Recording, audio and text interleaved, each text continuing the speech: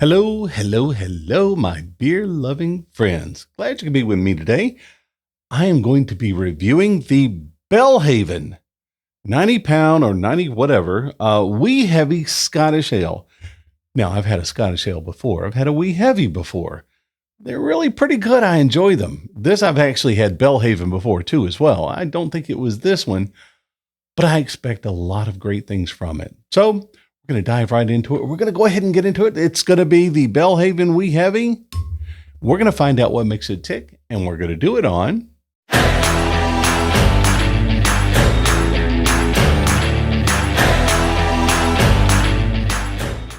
Now, before we get started, I did want to tell you that, well, I got a new toy. That's right, a brand new microphone. Hopefully it's a little bit better. Hopefully you can hear me a little bit better. Not as much reverb in the room. That really irritates me when I see videos. It got a lot of reverb in it. So I went out and bought this microphone. I think it's going to help. I think you'll enjoy it. I do. Anyhow, we are going to crack into the Belhaven Scottish Wee Heavy. Now, we have a little bit of history about Wee Heavies. It's very interesting, by the way, because they are made so that they can be very resilient. They're very good winter warmers. It is summer, a little bit heavy for a summer, and I get that. But quite honestly, I saw it at my local beer vendor over here, and I just had to try it because, well, I like Scottish Wee Heavy ales. Now, we're going to learn a little bit more about the Wee Heavy ale, and we're going to do it next on Beer Through History.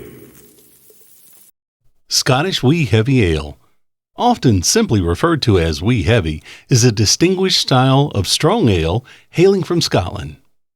Its rich history, robust flavors, and distinct characteristics make it a beloved choice among beer enthusiasts and connoisseurs alike. The origins of Wee Heavy can be traced back to Scotland's brewing traditions, which date back centuries. The term Wee Heavy itself is a bit of a misnomer, as wee typically means small in Scottish dialect. However, in the context of this ale, wee is an affectionate term, and heavy refers to its higher alcohol content and full-bodied nature. Historically, Scottish ales were categorized by their price per barrel, with Wee Heavy being more expensive and potent variant, often reserved for special occasions. One of the defining features of Wee Heavy is its rich malt profile. This ale is brewed with a generous amount of malt, which imparts a deep caramelized sweetness and a complex array of flavors. The maltiness is often balanced with a slight smokiness, following the traditional Scottish practice of drying malted barley over peat fires. The alcohol content usually ranges between 6.5 and 10%, contributing to its reputation as a strong ale. You'll find notes of toffee, caramel, and dark fruits like raisins and plums. The mouthfeel is typically smooth and velvety, with a full-bodied richness that coats the palate. Wee Heavy is enjoyed at cellar temperature, around 50 to 55 degrees Fahrenheit, 10 to 13 degrees Celsius, which allows its intricate flavors to fully develop. It's often served in a tulip glass or snifter, which helps concentrate the aromas and enhance the drinking experience. Pairing Wee Heavy with food can be a delightful experience as well. Its rich malty flavors complement hearty dishes such as roast meats, stews, and strong cheeses. All right, folks, there you go. A little bit of history about the Scottish Wee Heavy. Now, it is summer.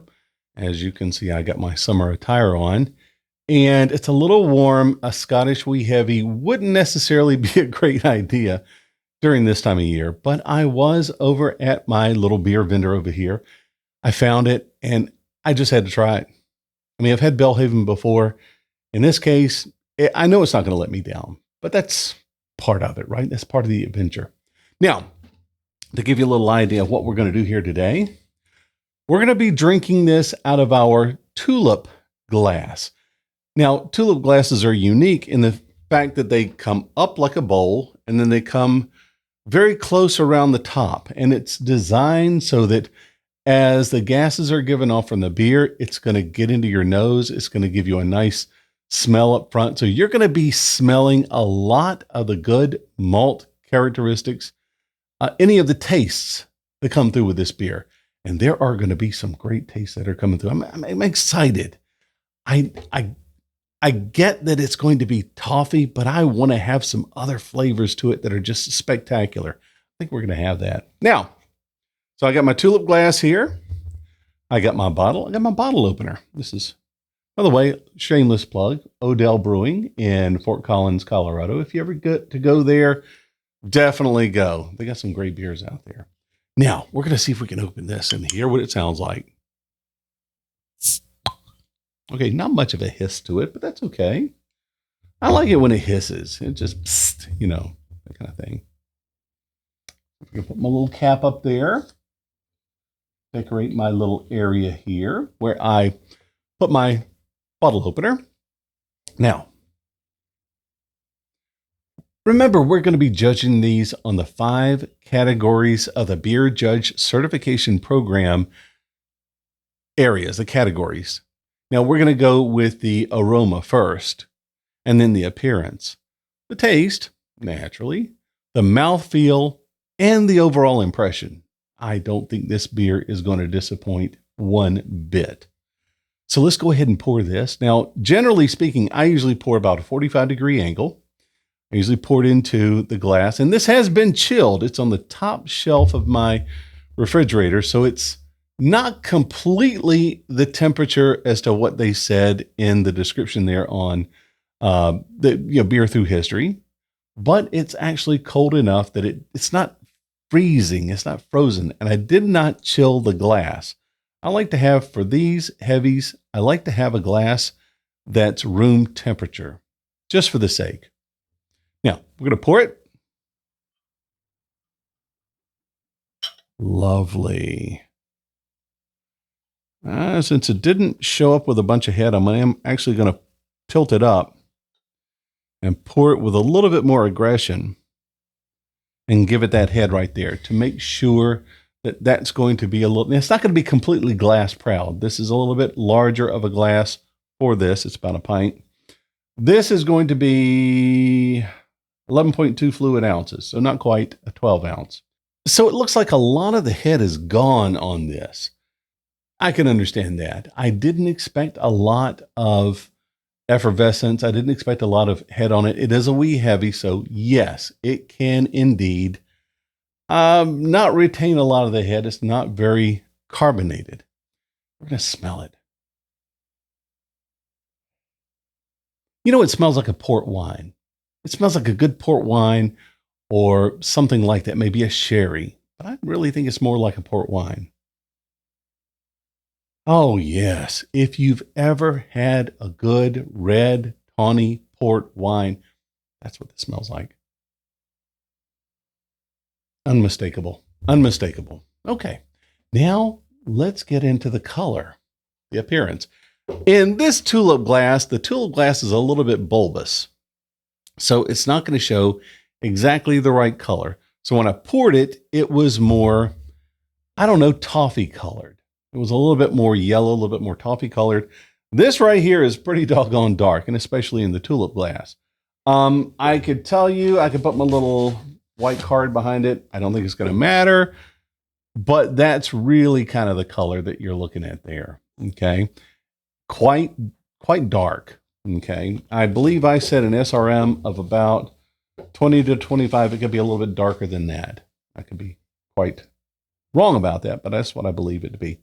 And of course, that style is going to be along with the wee heavies. Now, I would also say that it's about the same color as a porter beer. Porters being used to be a mixture of lagers and dark ales like stouts. Some people call it half and half. That's not really the case in this scenario here. We do brew our porters here in America as you would if it were already mixed. So you got the dark malts and you got the lager malts, even though it is an ale. But let's take a taste. Now, I expect a lot. Remember, we're talking dried fruits, candied peels, and I smelled port wine.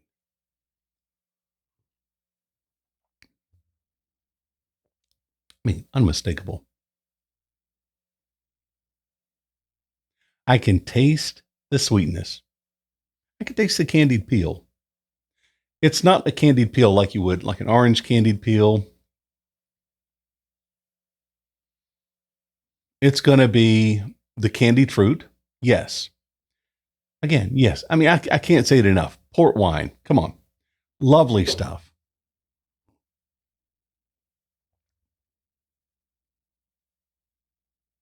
Yeah, definitely. You get a little bit of hops on the back end, not a whole lot, but you do. And it still gives it that little bit of a bite. And a little bit of vanilla.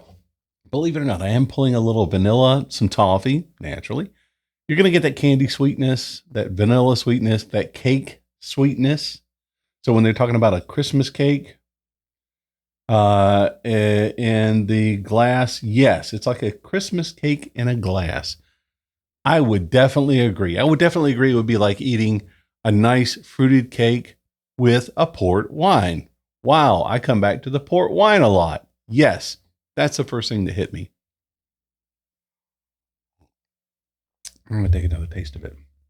Now, this is Wee Heavy. Wee Heavy, of course, being 7.4% alcohol.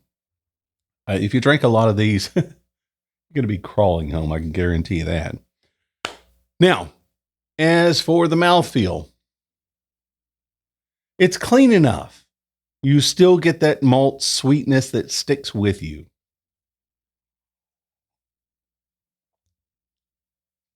No, it is not cloyingly sweet, but it's still there.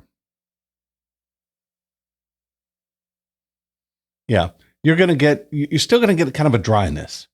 It's not going to be overall sticky sweet, even though you do taste the sweetness. It's not just going to hang on the inside of your mouth. And it's got enough character, enough yeast, enough dryness to it that it is going to cleanse that palate between sips. So I think you're going to enjoy that. As you know, I love burping beer. Ooh, good stuff.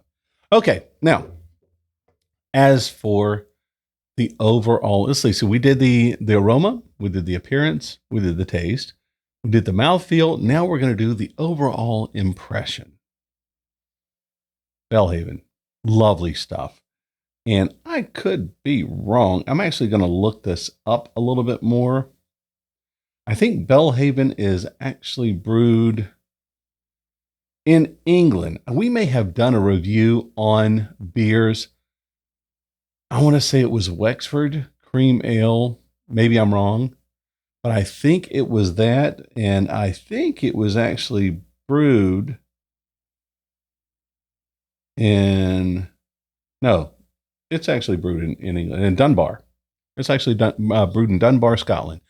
Fantastic. You know, it is kind of hard narrowing down and remembering where everything was brewed at. In fact, I was in my little beer vendor the other day, and we were talking about it. So, this is brewed here. And I said, how do you remember that?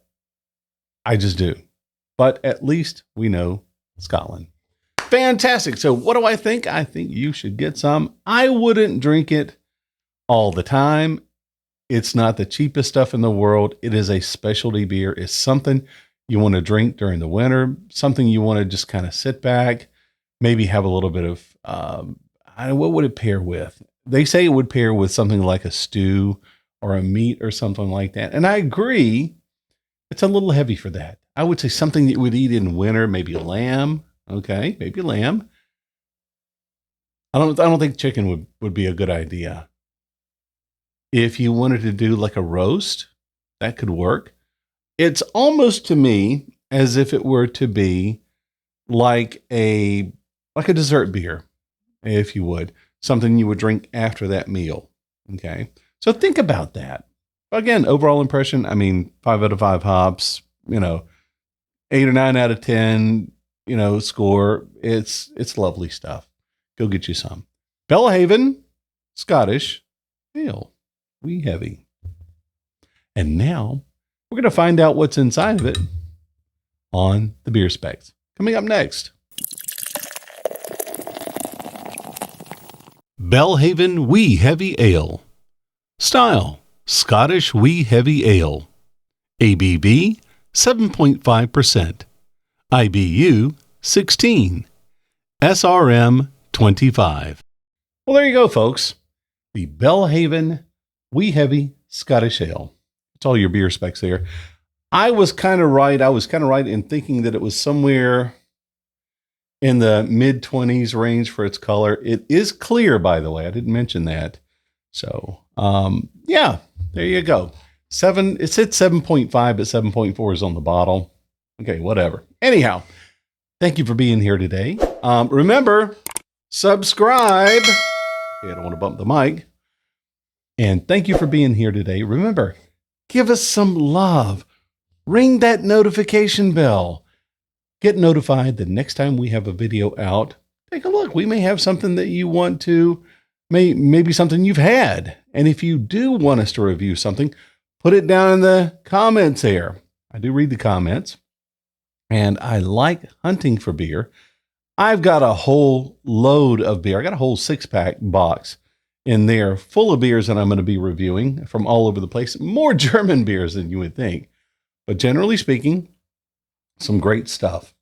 Now, remember, if you go down in the description, I'm going to have a link down there for the beer review logbook. It's a great little book there. Open it up. You go to a restaurant or you go to a beer venue, a tap room, write down your experiences there. Write down the beer that you had and all the characteristics thereof. It's also pocket size. You take it with you. $8.99 from Amazon. You can't beat it. Now, if you're ever in the upstate of South Carolina, I do definitely suggest you pick up one of these at any of the local vendors or any of the local tap rooms that you may find. It's the Upstate Ale Trail. Okay. Now, what you're going to find in there is, well, at the moment, it's not a complete list of all the breweries around the upstate area. There have been some that have come in and some that have closed, unfortunately. But you're going to find a listing of a lot of the predominant ones around the area. Pick it up, go around, do a pub crawl, do a brewery crawl. If you're in downtown Greenville, I do know that there are a bunch of them there. Okay. Some really great ones, and we've got them kind of scattered out throughout the whole upstate. So you have to drive a little bit or get somebody to drive you. Remember, safety first, right? You want to have a designated driver. Anyway, the Upstate Ale Trail, my go-to book. I would love for them to put this out in PDF form and probably update it too, by the way. Some of these are gone, but this is the Total Guide to Beer. Now, I do know that they have sort of a kind of pseudo version online. I want them to really make a PDF of it, but this is my go-to book. If I want to know something about a beer or a style of beer, specifically the style of beer, I pick this up. It follows as closely as possible the beer judge certification categories as they were when I got the book. Now, this book is 12 years old. Okay, it still holds water. A lot of the beers are still in there. A lot of the categories are still relevant. But if you could ever find one, get it. It really is. Even though it's a little out of date, it's still a great book. Now, as well, in the description below, I do have a list for the beer score sheet from the Beer Judge Certification Program. You've got the 5 categories that I use to judge your beers. And you've got a list over here that gives you the all flavors and why they're all flavors. That kind of helps you out right there. You can take it, fold it, put it in your pocket, or put it wherever you want to, and take it with you. And whenever you're there, instead of the review logbook, you can write down your experiences right there on that sheet. Take it back, transcribe it, put it wherever you need to, put it in a spreadsheet. It really doesn't matter. But it's going to give you a little bit more, I would say, a little bit more flexibility to be able to write down your beer experiences. Now, remember, subscribe, right? Ring that notification bell. Get notified the next time we have a video out. I love bringing this stuff to you. I love beer. So whenever I find something that's worthwhile, I'll bring it to you. And remember, you can always suggest a beer. If I can find it, I'll bring it. Give us a thumbs up, give us a like, share this video with your friends. Say, hey, I know somebody out there that is just as into beer as I am, which I am. But that being said, thank you for being here today. I really appreciate it. Hopefully this was educational. Hopefully you learned something. Now, as we say here at the end of the show, Prost, Chin Chin, Kanpai, Salud, Slancha, and from America, cheers. God, I love that port wine smell. I love port wine anyway. Anyhow, peace, love, and beer.